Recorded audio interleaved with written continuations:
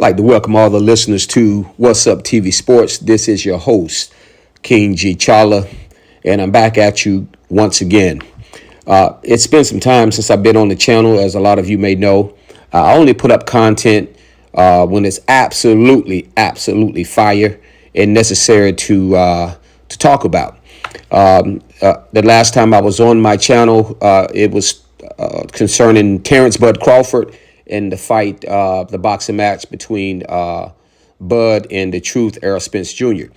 And a lot of the controversy that was surrounding that fight. Listen, when I come out and when I speak, I like to talk about the facts, the topic at hand, the things nobody else want to really talk about. I don't like a lot of smoke screen. I'm a straight shooter. And so I like to put it out the only one way that I know how to. And so in this case, the topic of discussion today is going to be about what the NFL is doing to Shedeur Sanders. And so we're going to go over that. But before we get into the NFL draft for this year and some of the things that everyone is talking about pertaining to Shedeur Sanders, I first want to say thank you for tuning in to this channel, What's Up TV Sports. Hopefully, I'll start putting more. I hope to put more, of these discussions on the channel as the year go on. A little bit more than I did last year. Actually, a lot more than I did last year. A lot of great topics are coming up in the sports world, in the sports arena. And so I know that the channel is going to have a lot more material on the channel. I also like to say, if you have time, click the like button. Also, subscribe to What's Up TV Sports. This is your boy, King G. Chala. And I'm just coming in to have a conversation with the sports world.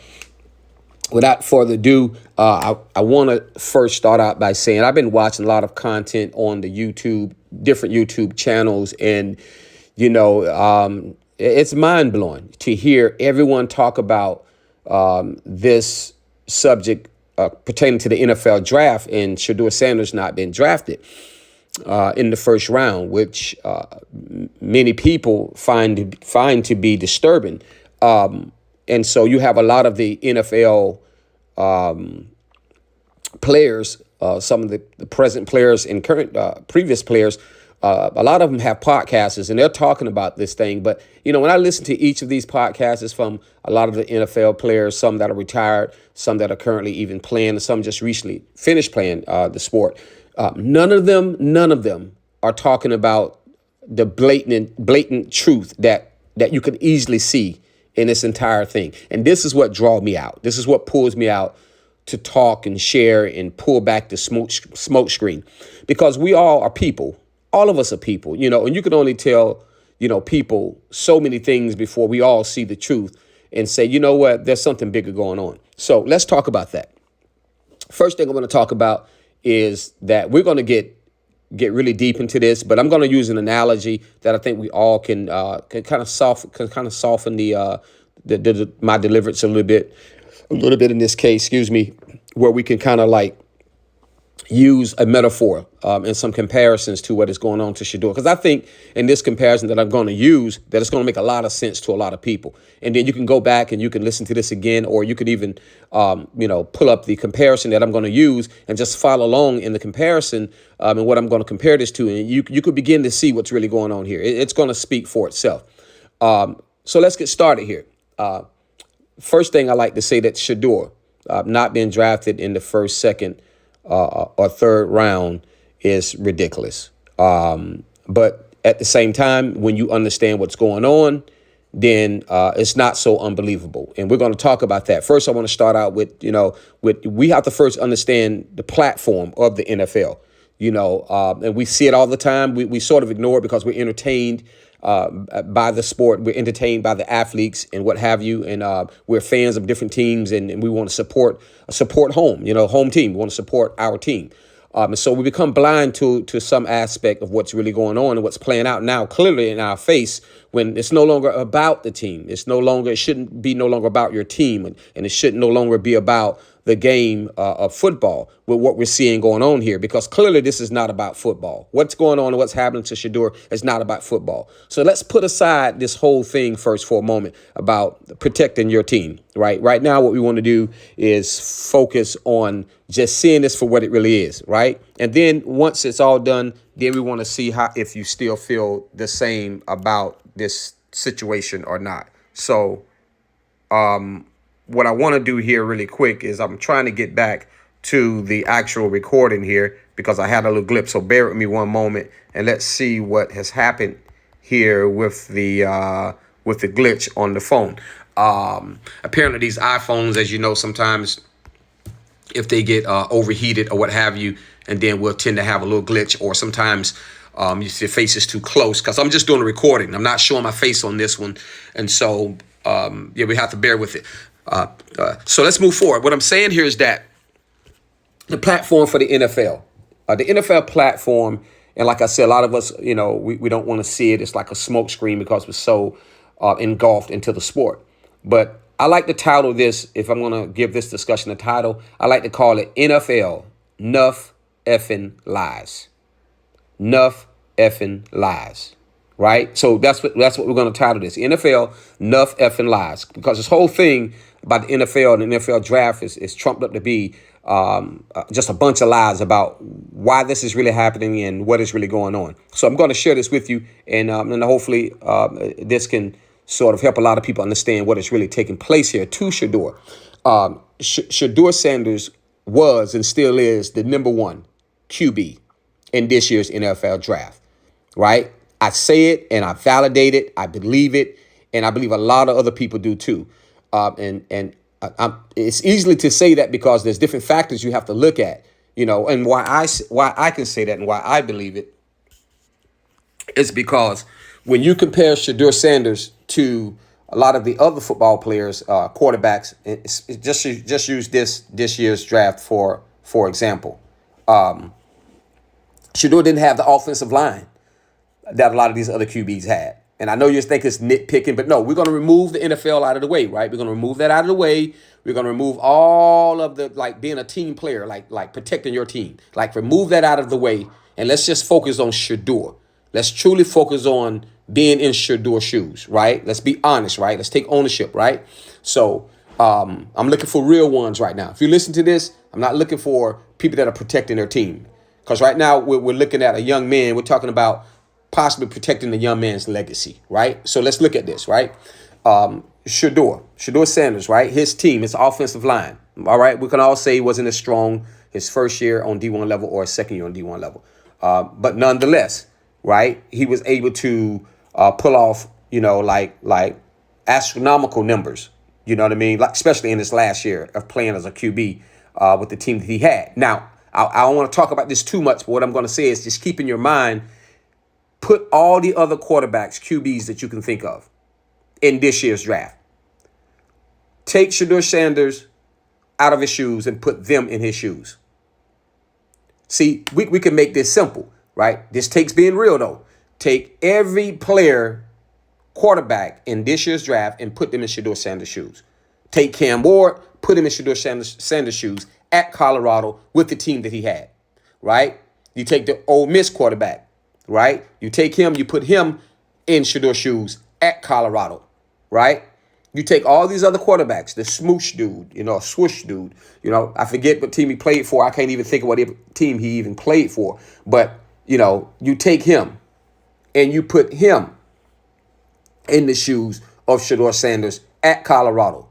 Take Gabriel, the quarterback from Oregon. Take him, put him in the shoes of Shedeur Sanders at Colorado with the team he had, with the offensive line he had. And I guarantee you, right? I'm talking about being real now. Remember, take the team concept out your mind about your team. Don't protect your team in this analogy. You can't tell me that Cam Ward would have had the same outcome as Shedeur if you put him in Colorado. You can't tell me the same for the other quarterbacks that was drafted ahead of Shedeur in this draft as well. Now, we're just being real here. All of them would have failed. All of them would have failed. We know this. All of them would have failed or would have had a less successful season than Shedeur by far. So this is how you can tell when you want to compare that Shedeur was and still is the number one best QB in this year's NFL draft. So that's just an easy analogy that I use that you can use to be able to answer that for you, right? Remember, I'm a straight shooter. All right. I don't like to talk about a whole lot of other stuff. I can go into numbers and compare numbers and stats. There's no need to do that. Simply take the young man out of the shoes of the team he played with, stick the other players in those shoes, and you get your answer. Just really quick, I'm on some polygon theory type stuff, right? I'm not on regular mathematics. I'm not even on the algebra level. I'm not even on the geometry level. I'm not even on calculus level. See, so this the thing that I'm on a whole nother level with this thing. I'm on some polygon theory type of level, right? Just take him out of his shoes. Take Shedeur out of his shoes, his playing shoes. Stick another quarterback in his playing shoes at Colorado. Will Gabriel do the same thing? No. Well, he ain't better than Shedeur. Would Cam Ward do the same thing? Maybe do okay, but nowhere close to what Shedeur did. No, Cam Ward out of there, right? Take the swoosh dude, whatever this quarterback name that they chose over Shedeur in the NFL draft, right? Or even the Ole Miss quarterback, right? So not that they're not good players. We can't say they're not good players, but they're no Shedeur Sanders, right? There's no comparison, right? So Shedeur was and still is the number one QB in this year's draft. Now, this is going to be very important for you to understand and see him as the number one player of all QBs to understand what I'm about to tell you. You have to first understand that he is and was and still is the number one QB in this year's NFL draft, or should have been, right? Okay, I'm so tired, and this is why I'm telling you, it's just, I'm just sick and tired of all these Samuel L. Jackson snowballs, right? Who are just too scared, right? Too scared to talk about what is really going on here, right? This is all about pure control, right? Discrimination, right? Racism and favoritism. Which, if we're really talking about being in the workforce, anyone can tell you in the HR department, any of these words that's used in the workforce, right, is considered a violation. All of these things are being taken out against Shedeur, right? Let me say it again. They want to have pure control. When you can't get control, then discrimination begins. And then the racism soon follows. And then you have favoritism and all the other isms, right? These are violations. They're violations to Shedeur just as a player, as a football player, right? Because if you go to the NFL, that's work, that's business, that's a job now, right? So when these things carry over, and if these things carry over, it becomes a real big problem, right? In the world that we call the EEOC, equal opportunity, there's different laws that protect workers from these type of things, from facing this type of scrutiny that this young man is facing. Right. And this is why I say you have to remove him from being, from Shedeur, from being your team player or not. Just look at him as a person, right? So when you start to look at him as a person, he deserves the same treatment that all the others are getting. The same treatment, the same fair treatment, right? Now, we know that that's not what's happening in the NFL draft. So we're going to go both in and out, back and forth with this thing until you get it, right? And I believe you're going to get it when I make this comparison. See, Shedeur Sanders was unwilling to be Kunta Kinte. Shedeur Sanders is Shedeur's father, Deion Primetime Sanders, was unwilling to be NFL's Kunta Kinte. And y'all all know about Kunta Kinte. You know about Kunta. Right? If you don't, go back and you watch the movie and find out about Kunta, right? And so then you're going to understand that Shedeur Sanders, primetime, was unwilling to be Kunta Kinte in his career. To the NFL, when he was in the NFL, Shedeur Sanders wasn't willing to be their Kunta Kinte. See, and this is why to this day, they don't like him. To this day, Deion Wilder said that Wilder would say, what's the boxer name? His name is Wilder, Deontay Wilder, right? I would say Deion, but Deontay Wilder was like, to this day, and this is what we're going through with Shedeur Sanders, right? Because to this day, the NFL and a lot of the other team fans from other teams don't like Deion Sanders to this day. Not because he did something wrong.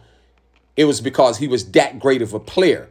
And so this is why a lot of the other fans for other teams, rightfully so, just didn't like him because, he wasn't playing for their team, right? And the NFL overall, they didn't like him because he was a Kuta Kinte. What I mean by that, see, Deion Sanders built his son Shedeur up to be like Django. I told you I'm going to make some comparisons here. And you got to see these comparisons to really understand why he's being treated the way he's being treated. Right? Right? See, Deion Sanders' son was built up to be like a Django. Y'all remember Django? When Django was like, I'm not like all these other ninjas. Remember that? When Django was talking about, when they asked Django, when he was talking to Django, he said, I'm one in a million of a ninja. Y'all remember that? As a matter of fact, if you go back and you watch Django, you're going to see many similarities. The movie Django. Yeah, I'm talking about the movie Django. If you just pay attention, it's going to make sense to you. I promise you. Go back and watch the movie Django. And you just put these people in those different character shoes. Go back and watch Django, and you're going to see so many similarities of what is happening to Shedeur from the NFL, right? / Candyland. So we're going to call NFL Candyland, right? See, the NFL GMs are like Mr. Candy. Remember Mr. Candy from the movie Django? And Mr. Candy was like his daddy before him, right? He was like Mr. Candy before him, right? And so on, right? So the NFL is Candyland. See, the NFL say they want the best, right? The NFL want the best. Like Mr. Candy, he wanted the best. The best what? Mandingos, right? So they want the best Mandingos, but the best football players you can find in the sport. That's what they want. You see, the best football players that will gouge. Like you remember on Django, they had the Mandingos fighting in the living room to the point where they gouged each other eyeballs out. Right? I mean, literally gouge each other eyeballs out, right? And he didn't really want to do that to the brother man. But, and Candy Man, Mr. Candy knew he didn't want to do that to his brother man. The one Mandingo versus the other Mandingo. That's like, us trying to gouge out Cam Ward eyeballs because he went number one, right? Shedeur is not going to gouge out another Mandingo's eyeballs. Right? He doesn't want to do that. And vice versa. Ward don't want to do Shedeur like that. But that's what Mr. Candy wants. See, Candyland wants that. Right? Right? They want us to put our boys against each other and our young men dingoes against each other to gouge their eyeballs out. Right? Just watch the movie. This will make sense to you. Right? But I'm simply saying here that once the Mandingo gouged the other Mandingo eyeballs out and he actually, won the fight, and it was so bad in that time that he actually killed the Mandingo. Once he gouged his eyeballs out, he had to put him to sleep. They killed him. And I can't remember that part. I don't know if they hit him in the head with a hammer or they did something to him, but they killed the other Mandingo. So, so this feel like a literal death, what they're doing to Shedeur. Right? They gave Ward the number one spot. I ain't gonna say he didn't earn it because he's worth it. I truly believe he's worth it. But in this case, compared to Shedeur, they gave, I believe, my opinion, Cam Ward the number one draft spot. It was like gouging out the eyeballs of Shedeur. It's like killing him each time they overdraft, overlook him in the draft. It's like killing him softly. Right? Oh, excuse me, killing him slowly, right? Because they ain't that soft about it. This is a hard thing to swallow. And even when he got his eyes gouged out in Candyland, remember what they gave him?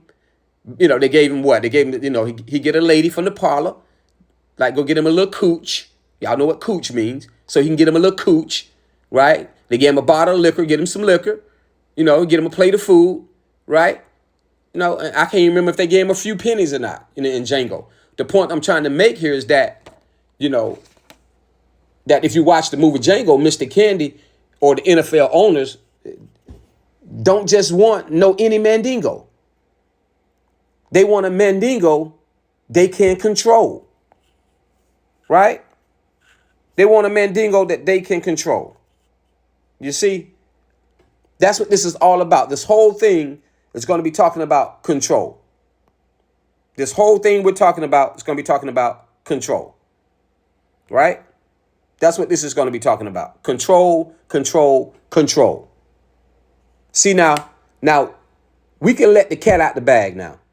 We can let the rabbit out the hat, right? We can go ahead and do that now, right? And we can really begin to talk about what is really going on with the NFL draft day in Shedeur, right? This whole draft process in Shedeur. The NFL ain't nothing but Candyland, like it or not.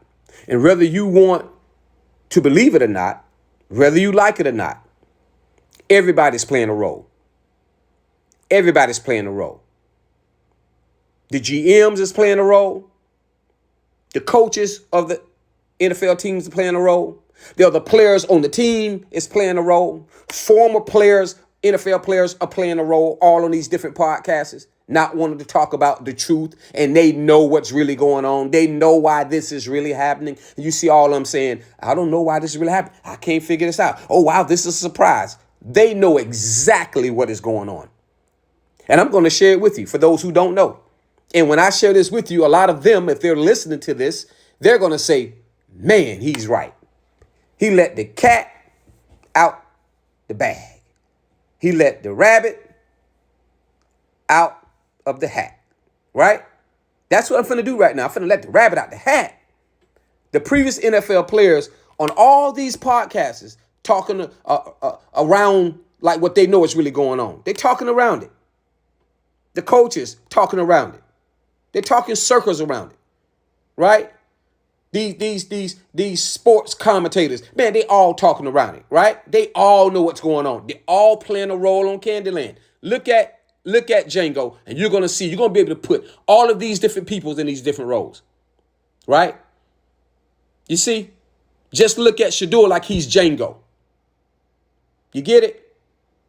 Like all this confusion, right? It's just blowing a big smoke screen up our you-know-what, right? Like they have no clue why this is happening.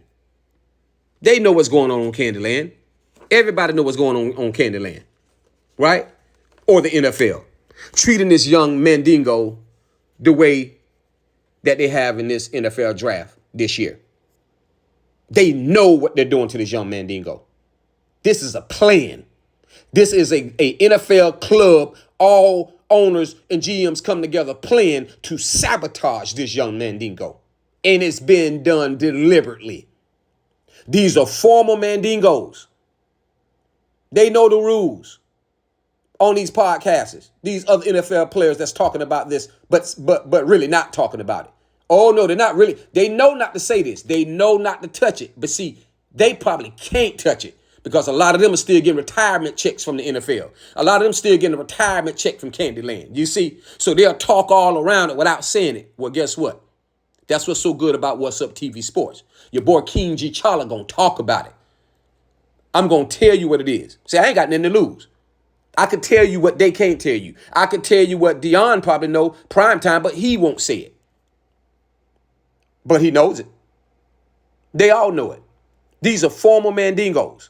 They know the rules of shut up and let the NFL Candyland owners and the Samuel L. Jackson Snowball GMs say what they want about your boy. You see?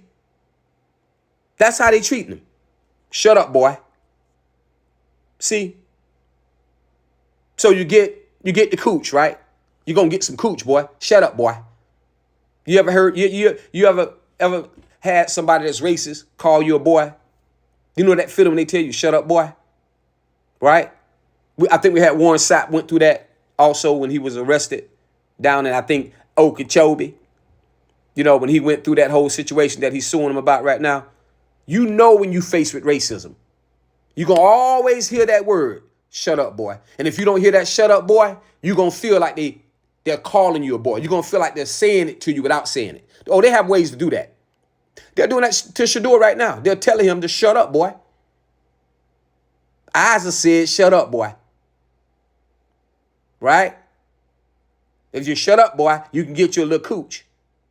You can get you some liquor. You get you a little food, and you may get a couple pennies out of this, boy. Like they did in Candyland when they was treating the Mandingo who killed the other Mandingo on the floor, who gouged his eyes out. They gave him a little cooch. They let him get a female from the parlor. You know, when she was waiting there for him, right? They chose the female they wanted him to be with that night. Get him a little cooch, right? Gave him a little liquor, you know. Gave him a plate of food, gave him something to eat, right? So it's like they're saying to Shedeur, you right? We got some things you can get out of this, boy, if you just shut up. You see, watch Django. Just see how they treated the Mandingos on there, right? It's like that's what they're saying to him. You see? So that's the thing. That's the whole thing. It's like these other players, these other NFL players, they're like saying online when they're talking about it on their podcast, they're saying, Weezer did it. You can do it too. Weezer did it. You see? You can do it too, Shedeur. All you got to do is just listen to Mr. Candy. You see? They've all done it. They all know what's going on. All these NFL players that's retired, they got these podcasts, and all these current NFL players, they know what's going on. They know that this is a Candyland situation. Oh, yeah, this is a Django versus Mr. Candy. Watch the movie. I dare you to watch the movie. Go back and watch it again. The only problem is that in this case, Dion is Django. You see, Dion Jr. is just baby Django. He's the son of Django. So you'd have to see Shedeur as Django, but in this case, Dion, you have to see him as being the first Django. Oh, it's going to make sense in a minute. So they're both in a sense as Django. Dion, Primetime, and also Shedeur. Just see them as Django, right? But see Dion as a previous Django. So they know who Dion is. Watch the movie. See what Django did to Candyland. Go back and see what this fancy pants wearing, this fancy pants wearing slave. Who's this ninja coming in on this hag? When Dion pulled up to the league, boy, it was like Django wearing that all blue suit, riding that horse. They was like, who's this ninja pulling up on this hag, right? Dion Primetime was like, the Django of all Djangos. As far as the NFL is concerned, you understand? This is why I want you to watch the movie for you, so you can understand what the NFL is really doing to Shedeur and why they're doing it to him. You see? So whatever Shedeur says or don't say, how he plays or how he don't play, it doesn't matter. Shedeur's daddy is a Django to the NFL. Remember, Django is Mr. Candy. Mr. Candy was racist. The NFL is, oh, okay, don't make me say it. Don't make me say what everybody already know. Right? Should we go back to when the brother took the knee? Should we go back to how they treated Michael Vick with the Pitbull scandal? Should we go back to how they treat Terrell Owens, not let him vote him in the Hall of Fame? We can go on and on and on and on and on and on and on and on. How they treat Mandingos that they feel are Djangos. Some of the best player the NFL has ever seen. What am I saying here? It doesn't matter about how good Shedeur Sanders is. Shedeur daddy is a Django. Shedeur is the child of Django. His play doesn't matter. His game tape doesn't matter. You get it? His confidence doesn't matter. His IQ doesn't matter. His accomplishments doesn't matter. None of this matters. It's a smoke screen. Get it? It's a smoke screen. So when Deion Sanders, when Primetime said to the NFL or the Candyland, that my son is basically going to go where I say he's going to go, or be drafted to basically paraphrasing in these similar terms. That's what he was saying. That's the way they took it. It was like Django when he said to the Snowball GMs, right? It's like Django, primetime being Django, right? If you watch the movie Django, it's like Django saying to the Snowball GMs, the general managers of Candyland, I know my son, baby Django, Shedeur. I know he's that 1 in a million of a ninja. Remember on Django when it says, I am that 1 in a million ninja. Remember in the end, when he shot the whole town down, when he burnt down the whole town, you get it? And he said that old nasty plantation worker who was trying to cut off his manhood, had him upside down, hanging upside down in the movie Django. Y'all remember that movie Django when Jamie Foxx was hanging upside down? Right? Yeah, man. It's like they got Shedeur hanging upside down right now, right? They're trying to cut off his manhood. I told you it's a lot of similarities of this movie and Django when you watch it. Just see Shedeur as Jamie Foxx, as Django in the movie. They had him hanging upside down like they wanted to cut his manhood off. And that's probably how this man feel right now. Like they trying to cut this manhood off. We're not talking about his manhood, right? We're talking about who he is as a man, who he is as a football player, who, trying to just cut him off, put his manhood on trial. But in the movie, they was really trying to cut Django manhood off, right?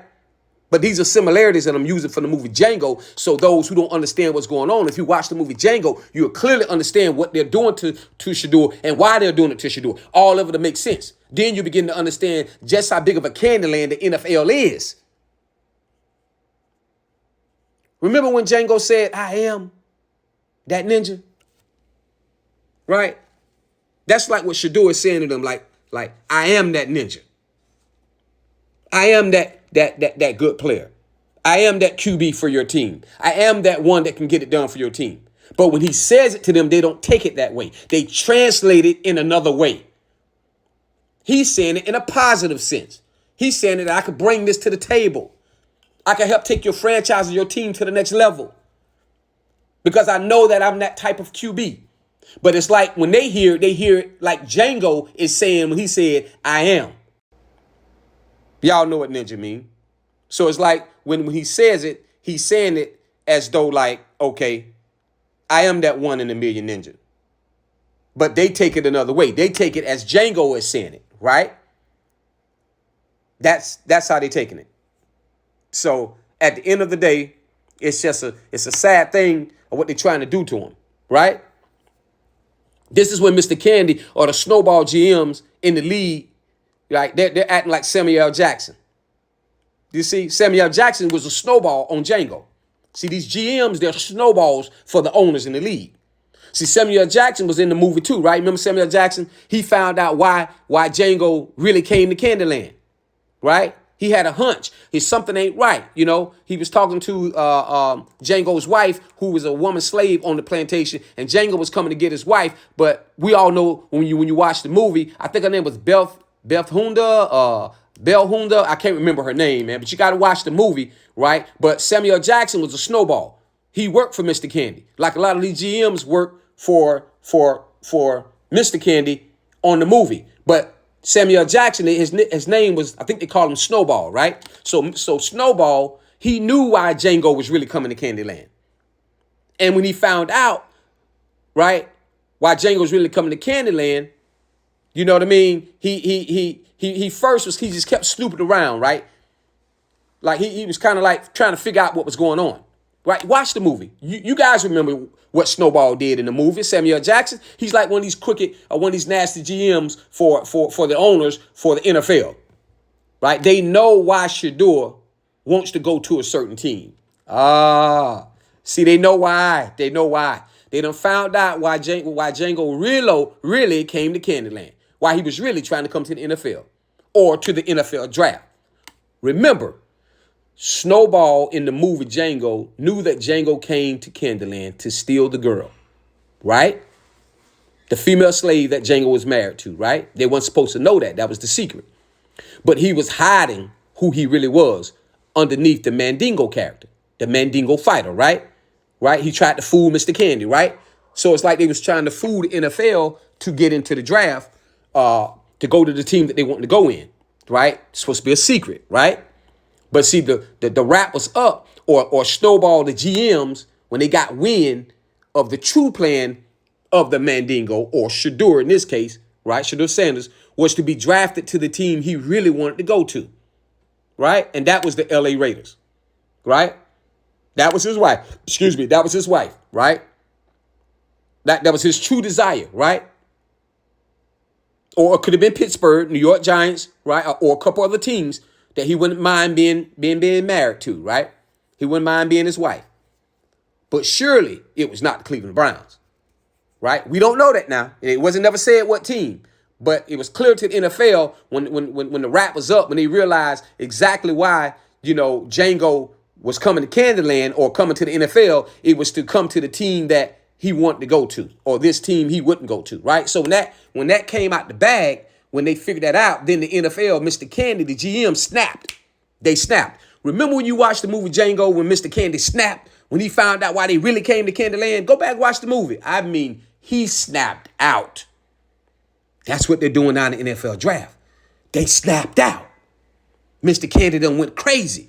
The GMs, right? They like Mr. Candy. They all snapped out on Django. They all snapped out when they found out why he really was coming to the NFL draft, or to Candyland, which is the NFL, to the pros, right? They knew what his plan was, right? The way he tried to get in, right? Watch the movie Django. When you see Mr. Candy snap, when he found out what Django was really up to. See? The GMs of every team, man, they snap. See?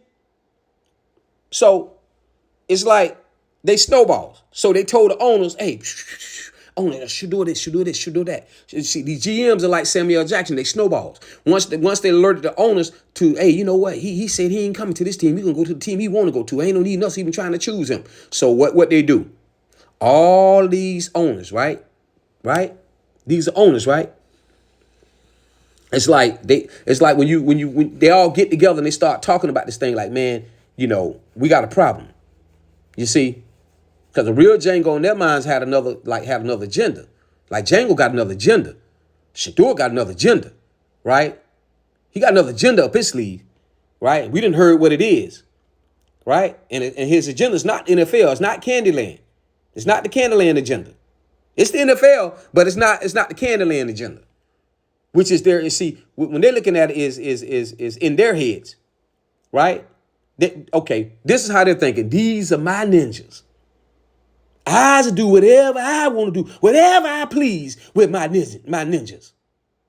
You see, remember the movie? And Django, Mr. Candyland was like, these are my ninjas. I do whatever I so-called please with my ninjas. See, this is how the NFL want to treat many of these, many to most of the players. We're going to say all of the players. Ain't no many, ain't no most, especially players like Django character. Especially real Mandingo players like Shedeur.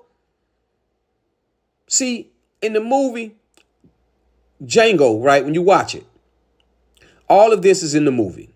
Go back and watch it. See the NFL like Mr. Candyland, right? See Shedeur Sanders like Django, and Shedeur like Django. And then envision the NFL, right, the fear of Shedeur that they have, right, being controlled by Django. Just envision the fear that Candyland, Mr. Candy, have of being controlled by Django. Look at the movie, right? You see? And not being controlled by the NFL, but them being controlled by him. You see, once the GM saw that and they told the owners, they snapped. The NFL is trying to break Django, right? Trying to break his grip off of Shedeur.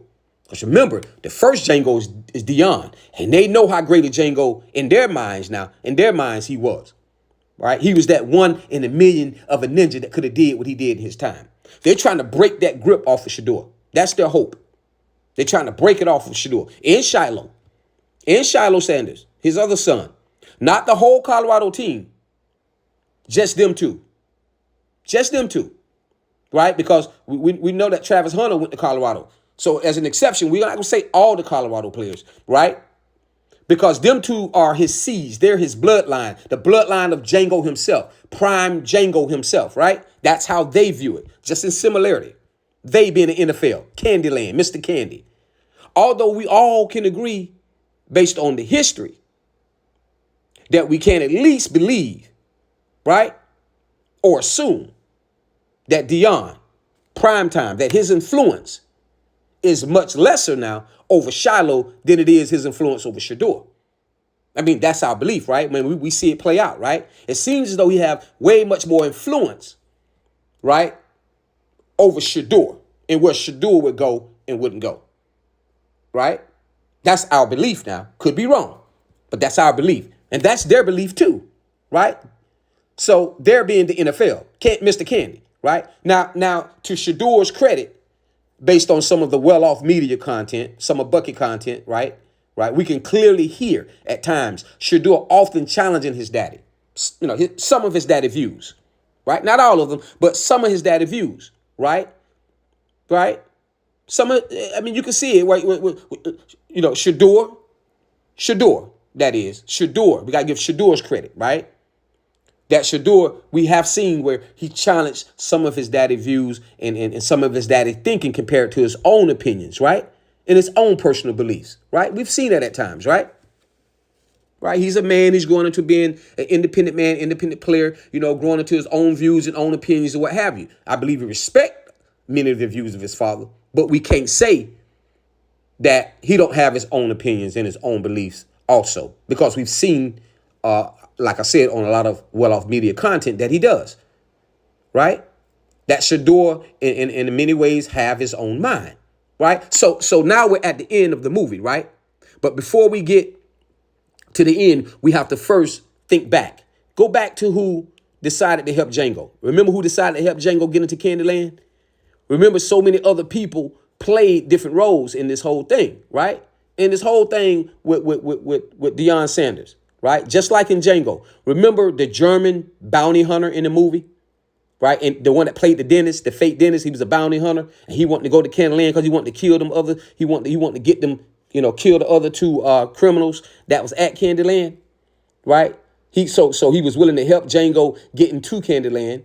Otherwise, Django may have never ever got an opportunity to get into Candyland. He may have never got a chance to even get close to trying to get his wife or steal the team that he really wanted to play for. In this case, if Django is Shedeur, right? He would have never got a chance to make it to Candyland. He would have never got a chance if the German bounty hunter, in this case, if you look at the movie, that would be like the AD, the athletic director. I think his name is Rick George.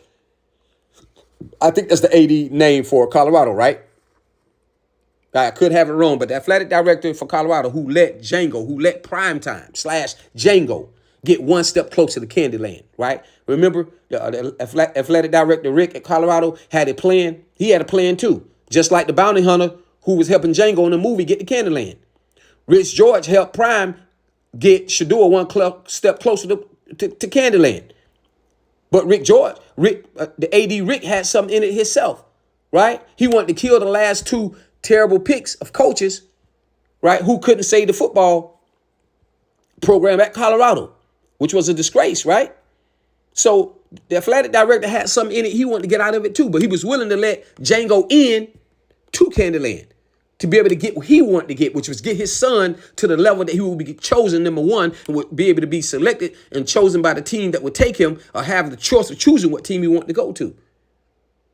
You see, so they both was helping each other to get something out of Candyland or the NFL that they both perceived that they wanted or they needed, right? Watch the movie Django.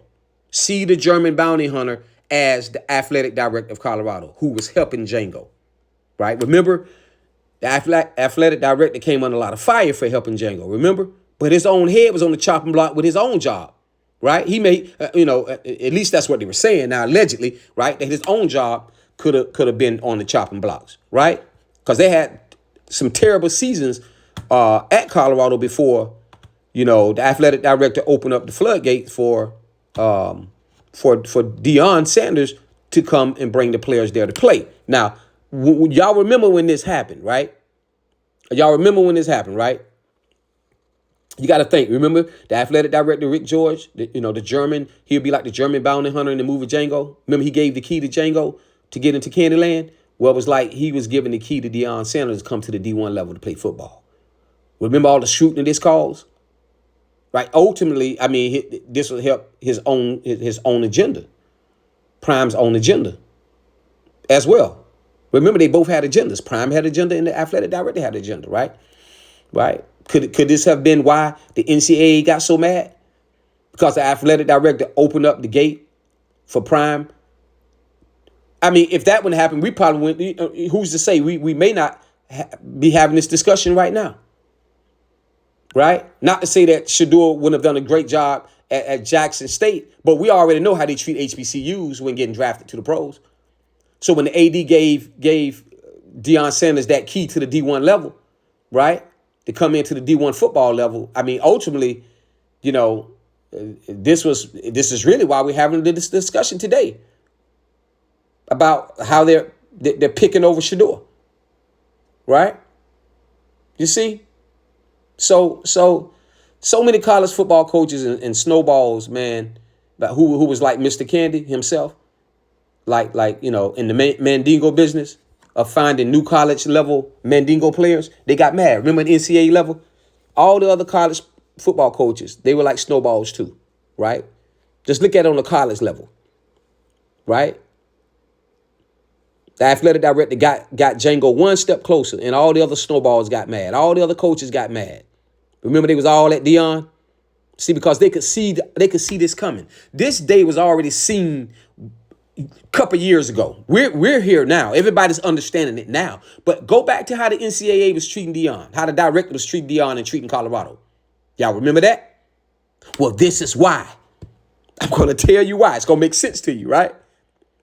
Mr. Candy himself, in the Mandingo business of finding new college level Mandingo players. All these other coaches, yeah, they're trying to find new Mandingo players to play on their teams, their college team, to compete for the NFL draft, to become the best Mandingos of all Mandingos. All these other college coaches, when Prime Time got the key to come to play on that level, they was afraid, they was scared. It was like, oh, this ain't fair. Prime gonna bring the best Mandingos from the HBCU level. This is why NCAA, the National Collegiate Athletic Association, right? Allegedly, the director got furious with the AD of the Colorado football program. Got furious with him. Remember the white athletic director let the black Django coach Prime come to that level. Got him one step closer to Candyland. Got him right inside this discussion, right inside this NFL discussion we're having today in the Colorado football program. Because they feared what Rick George ultimately did. Basically would open the floodgates for Prime Time, right? And it feared them. Prime Time being the most feared Django Mandingo, right? Who would bring so many other Mandingos like himself to the highest collegiate level of D1 football, from the HBCU, historical black colleges, the D2 level, to compete as some of the most dominant and premier Mandingo college collegiate players on that level. Bringing these football players like they're some of the best on the planet in the HBCUs, and they know it,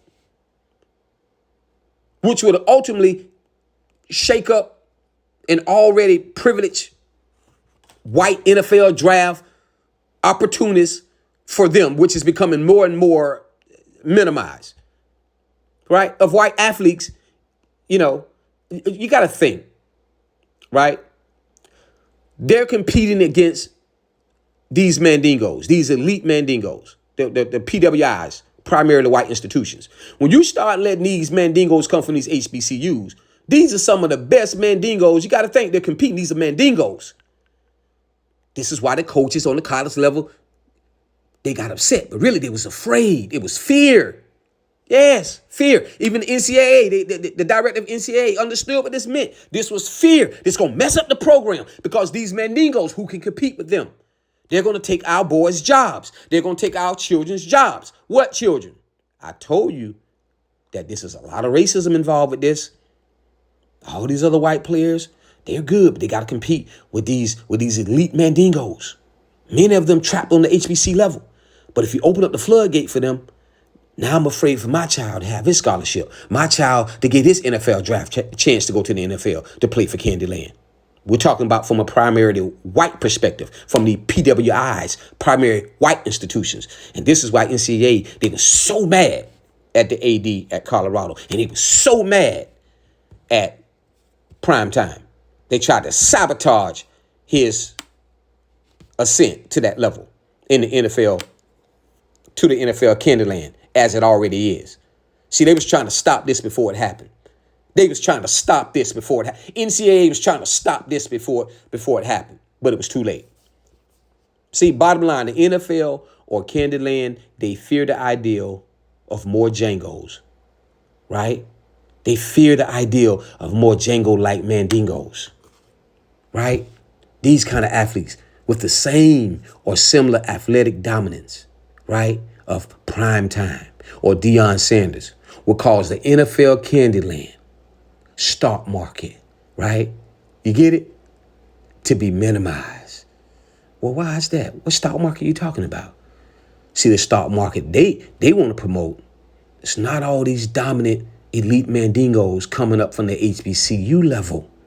Nah, they want to balance the stock market. You see, less competition, no disrespect, for a lot of the white players. Now tell me, when you watch the NFL draft and you see all these boys being chosen to play on the offensive line, white or black, you got a lot of them from mixed, it's a mixed racial blend of all of them, right? Mixed race blend of all the players.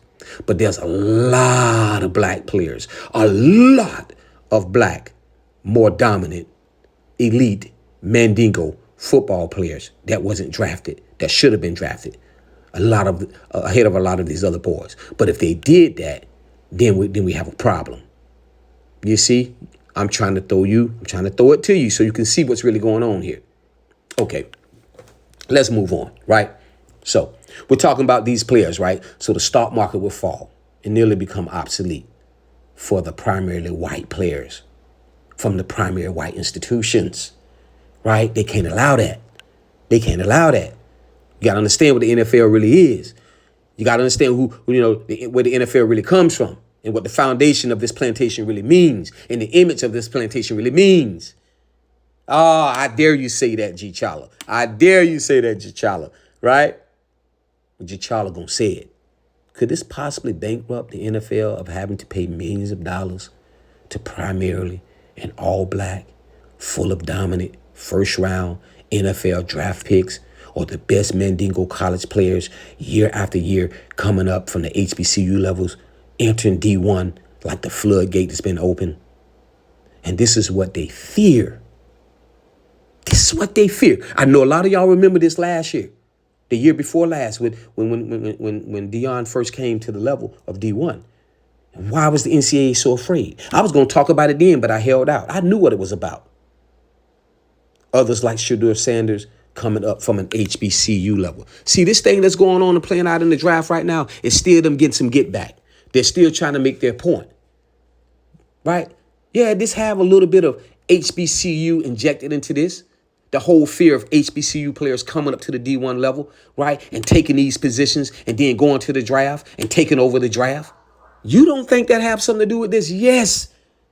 Yes, this is a puzzle, right? This is chess, not checkers, right? This is a big smoke screen that they all know about. Only so many players can go to the pros. When you start letting HBCU players, these mandigos, some of the best players that you can think of, they're trapped on the HBCU level. When there's a key or a gate that's open for them players to start coming up to play on the D1 level, that puts the whole stock market, the whole NFL stock market of how they normally draft and who they draft and what kind of players they draft and what race of players they draft into their league. Oh, you don't think that matters? That's why this is going on right now. This ain't just about Shedeur. This is about them sending a big message to Deion Sanders that I dare you come from an HBCU level, go to a D1. I dare the athletic director to give you a key to be able to cause these mandingos to compete on the level that they have. And so many other Colorado players should have been drafted already in this NFL draft. But they're sending a message to Colorado, the athletic director, that I dare you mess up our system. We have this system set and the channel that's funneling these players from the D1 level to us and what kind of players we get. And we don't need no Django, no overinflated superstar Mandingos who feel like they can challenge Candyland. And many of them are on the HBCU level, and we want to keep them there. Y'all didn't know that, huh? See, the truth is the NFL is a Candyland who wants to control the players. All of this is about control. All of it. That's the word I want to share with you that these players aren't saying, that the NFL want to control us. We don't have no say-so, no real say-so. We don't have no voice, no real voice. We don't have no dog in the race, no real dog in the race. But we can get stepped on anytime. We can get treated like Michael Vick anytime. Right? We can't take a knee for what we really believe at no point, at no time, for nothing that we believe. Candyland won't allow it. NFL won't allow it.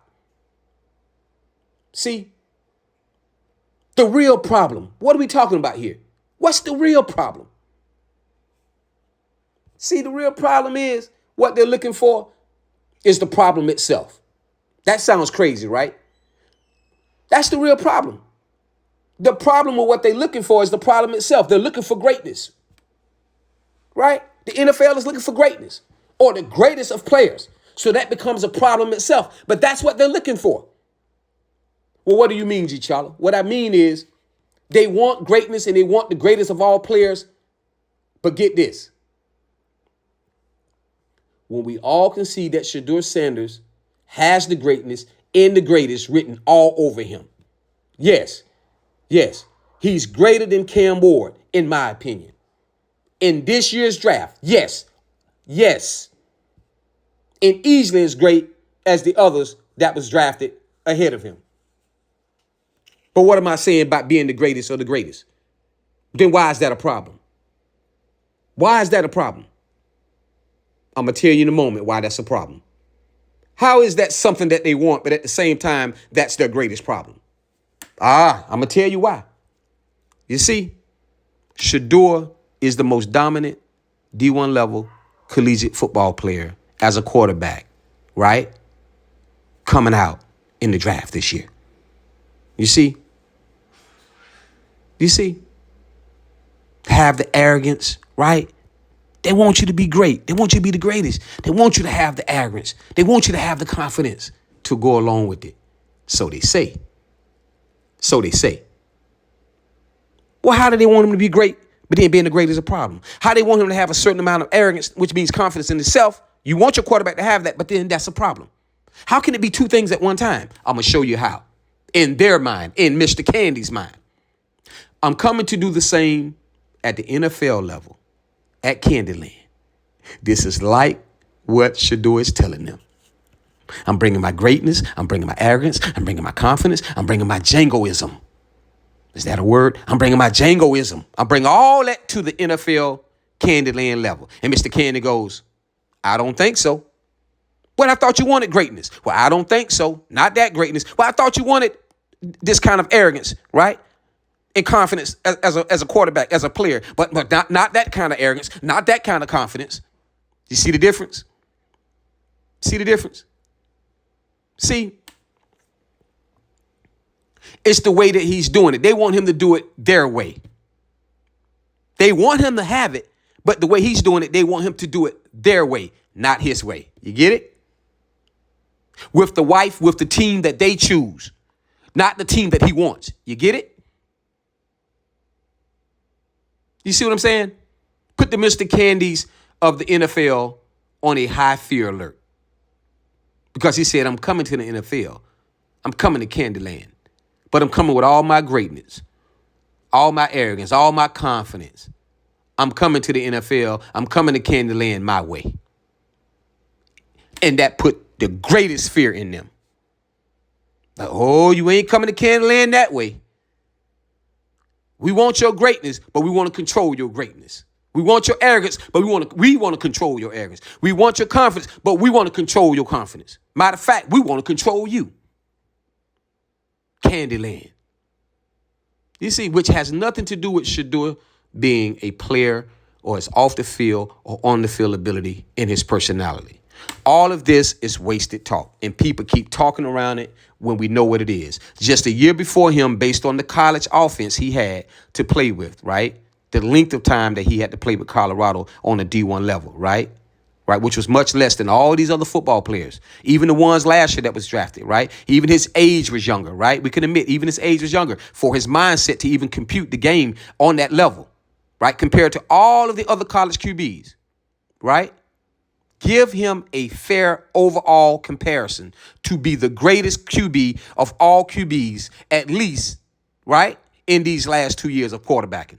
Because you can't take none of them quarterbacks from last year who played 4 full years on the D1 level and compare them to Shedeur Sanders in his 1 year playing for Colorado in his first year, that they would have been better than him. Remember, he was younger, his first year on the D1 level. See, comparisons should be done in that way. How can you compare him to those players who was in their 4th, 5th, 6th, 7th year playing on the D1 level, and he was in his first year, but still able to do the things he did in his first year at his age with less of less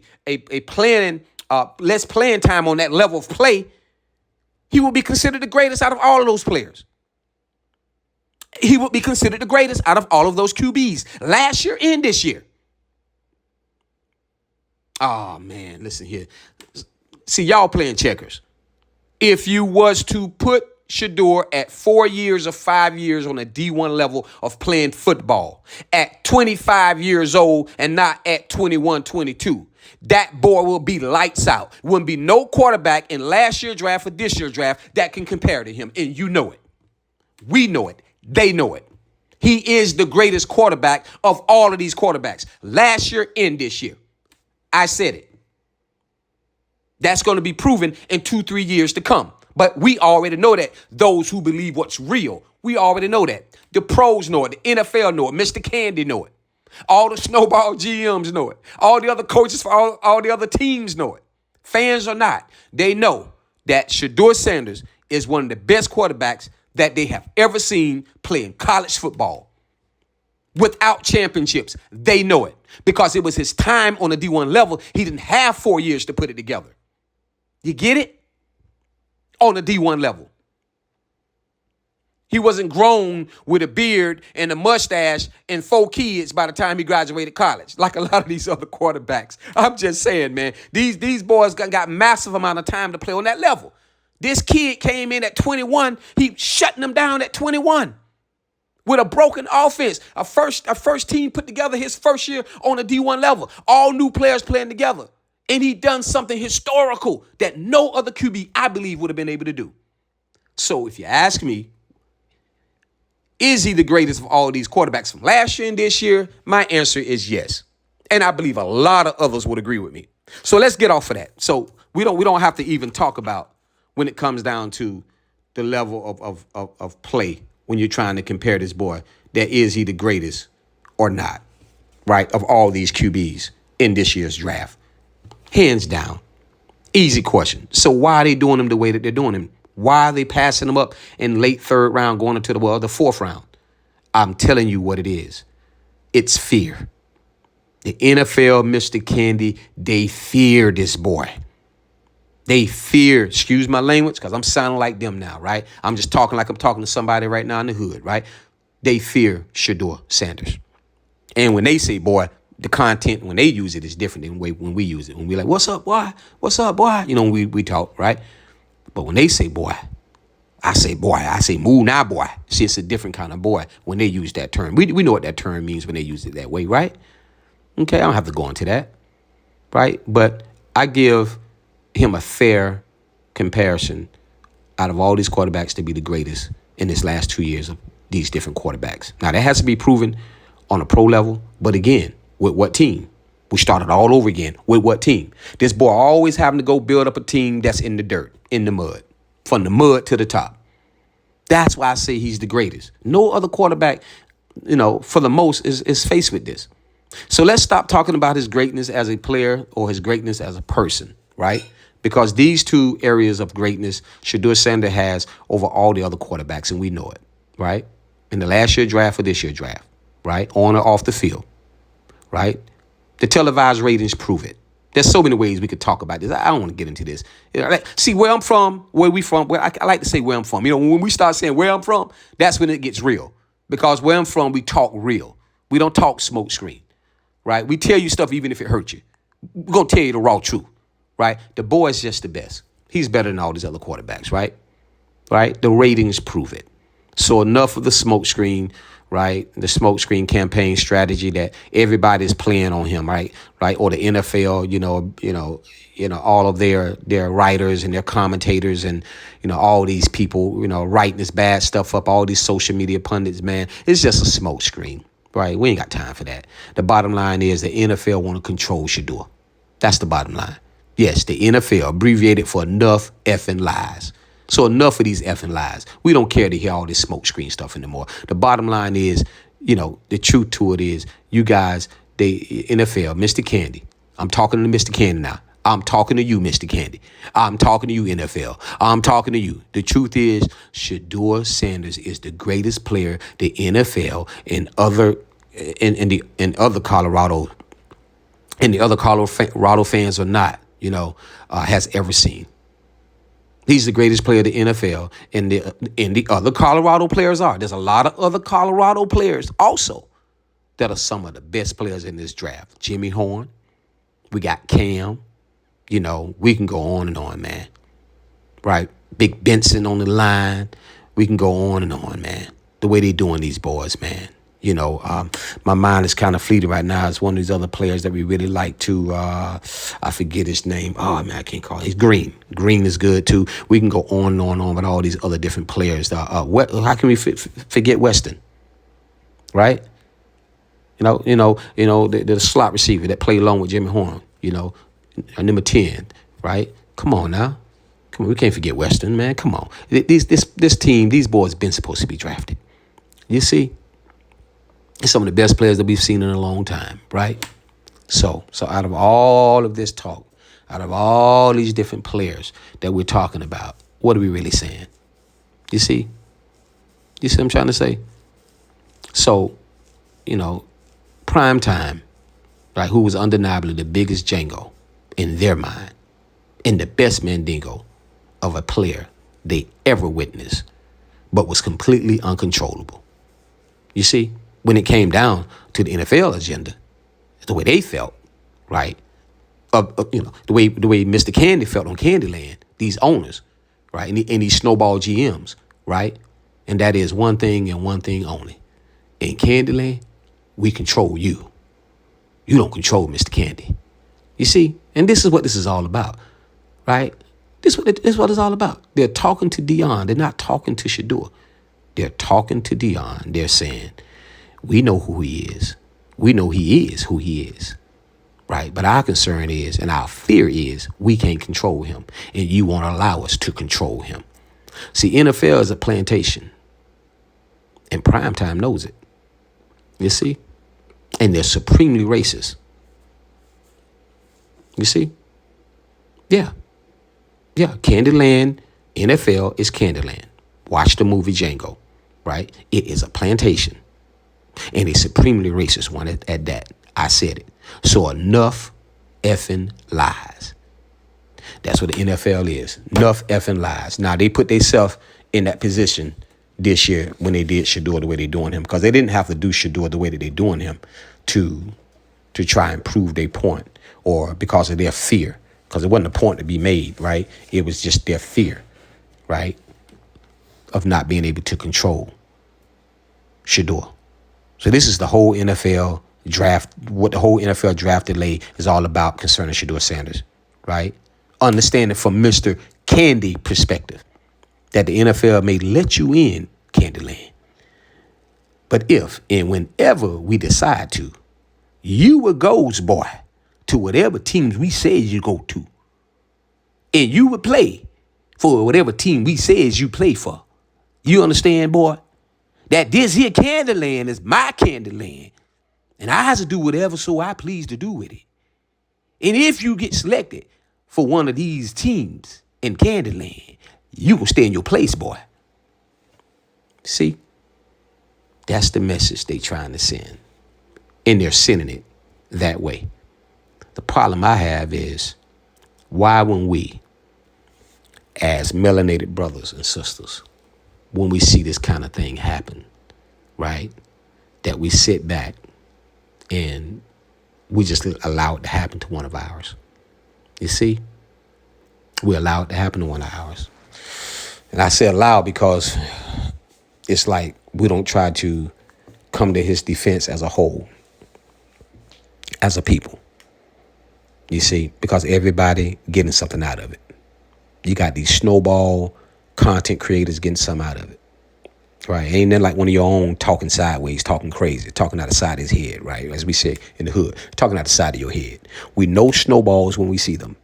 And there's a lot of snowballs talking about this thing. And snowballs simply means people that are talking about Shedeur Sanders when they are a person of color and they know why he's being treated the way he's being treated. But they're going to take the side of the opposite race of people who is inflicting that type of disgrace and pain and hurt and shame on another person that is of a different color. And nothing hurts more than that, you know. And when we see that, it just hurts us to our roots, because Shedeur Sanders truly don't deserve that way he's being treated, you know. And to see grown-ups, we like to think grown-ups, these owners and GMs and these coaches, to see them do this to this boy, right, on a world platform, take away something that he rightfully earned and deserved, and took it away from him and say, we's to give you what we want, boy. And you still going to go to that team that you didn't want to go to, boy. You going to play where as we say you play, boy. So he still ended up in the 4th round going to the Browns with millions of dollars, 30, 40 millions of dollars less. Wow. Shedeur Sanders, you know, I got love for you. I lift you up, man. I pray and lift you up. And I'm just, I'm really, really, really touched by your strength and the fact that you're keeping your head up, young man, because you got to think this young man's 23 years old. I know how this feels because when I was in the military, I went through this with a white racist sergeant that messed my whole career up. When I say messed my career up, if I had time to tell you, I mean, so many people got involved. It was, I tried to attack my sergeant after 3 years of it. In the military, I had first sergeants come and get involved, and they sent me overseas because of it, because they knew it was like wartime. It was no more about military, no more playing the military game. It was straight me dealing with a bigot, a racist bigot that was destroying my career just because of my greatness. I'll talk about that and share that story with you. And I say greatness, I mean greatness. I was ranked one of the most prestigious soldiers on the base of 3,000. And my sergeant that was right over me, supposed to be helping me and support me as a mentor, was a white redneck racist. Hated my guts. Would not promote me, promote others that was less than me, over me, have me training them up and promote them right in my face. And after 3 years, I was supposed to be promoted within 6 months. 3 years later, I still didn't get my promotion. A promotion I was supposed to have got 3 years earlier. Yep. That's just sad when you have these kind of people, even in our military, doing the same thing. There's candy lands all over. There may be one at your school. There may be one in our judicial system is a candy land, right? The football, NFL is a candy land, right? You get it. The military is a candy land. This entire system that they designed is one big candy land. And all of us are just role players in this whole Django movie. But who's going to be a Django? Anytime a Django rise up in their system, on one of their Candyland plantation formats, whether it's football, whether it's acting, whether it's music, whether it's the military, if they see you with a lot of greatness and a lot of potential, and it's the potential that they feel that they can't control, or they can't get the credit for without you bowing down to them, right? And you begin to succeed anyhow. So much jealousy will come into them. And we don't understand when Candyland people, when Mr. Candies, when they get jealous, it's a different kind of jealousy. It's a different kind of jealousy, because we got to understand these are traits. These are genetic traits. When that kind of jealousy kick in, because they already feel some level of ownership over us as a people as it is. See, this is for another day, another subject. But I hate to see this.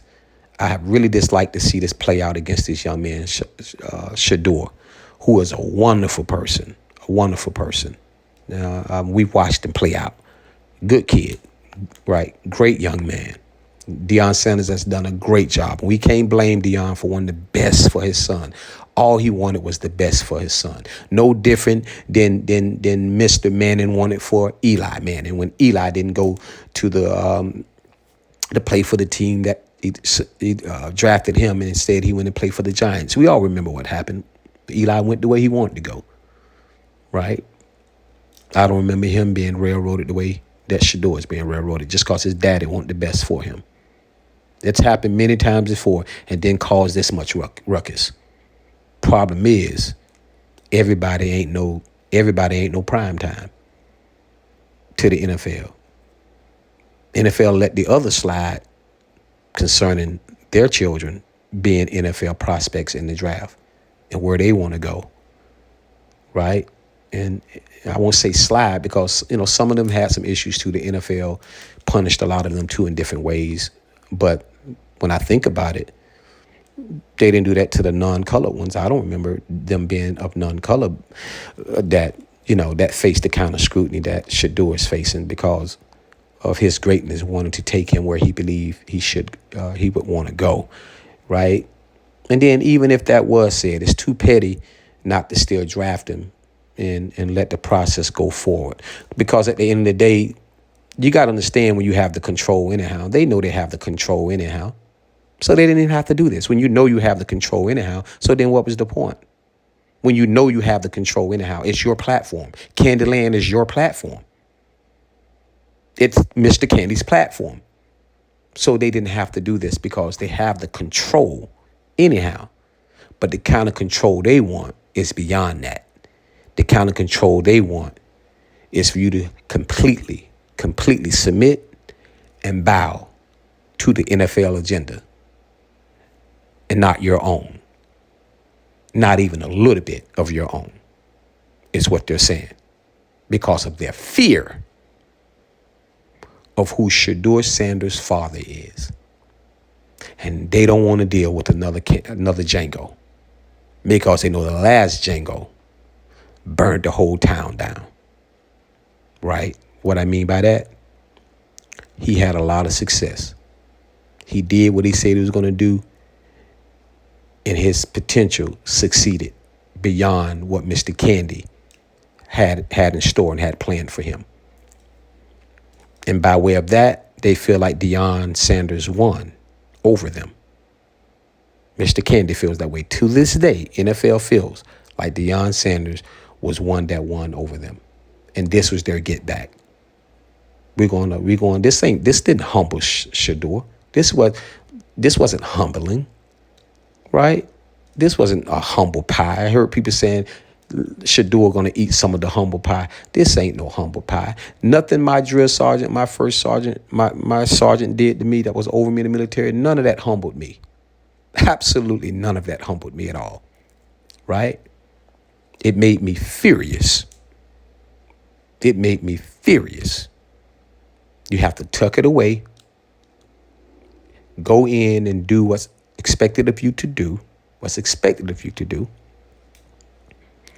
because you've been paid for it. And then let his greatness take him to places, right? And open up doors for him along the way where there will be less afraid of his potential and less afraid of his greatness, less afraid the fact that he wears the Sanders name. And I think he can achieve that. Problem is, we don't know how much less of a Shedeur we may get if he has to adjust his greatness just to make them less fearful of who he really is and his talent. And that's the sad part. We want the young man to be as great as he could be without him having to fumble because he's thinking about his greatness and his confidence is being misconstrued as him having his own agenda. And that's what you call sad. And this is why, to me, Shedeur is the winner. And he still is the winner in this scenario. Best of success to you, Shedeur, and your whole family. And Deion Sanders did a great job of raising you as a young man and everything that he's instilling in you, because what's in you is bigger than football. Peace, blessings, and restoration, my brother. Love to the Sanders family and love to all of those who understand what I'm saying, right? And those who have been through something like this as a person of color, who've overcome it, overcame it, and is able to share your stories with your children, perhaps, and what have you, to make them a little bit more stronger than maybe you were at the time, right? And that's all we can do. Peace, love, restoration. Thanks for listening to the What's Up TV Sports channel. I told you it may have been long, but I thank you for listening. Go watch the Django movie. Put it all the pieces together, and you would see it. Hey, let's get behind Shedeur and let's still support him. Let's sit back and celebrate him because we know he's going to do big things, and he's still going to do big things in the pros. And it's going to make it even sweeter because those who tried to hold him back, they're going to have to sit back and watch it. Love, peace, and blessings. This is King J'Challa from What's Up TV Sports. Remember to subscribe, hit the like button. Much love to all of you.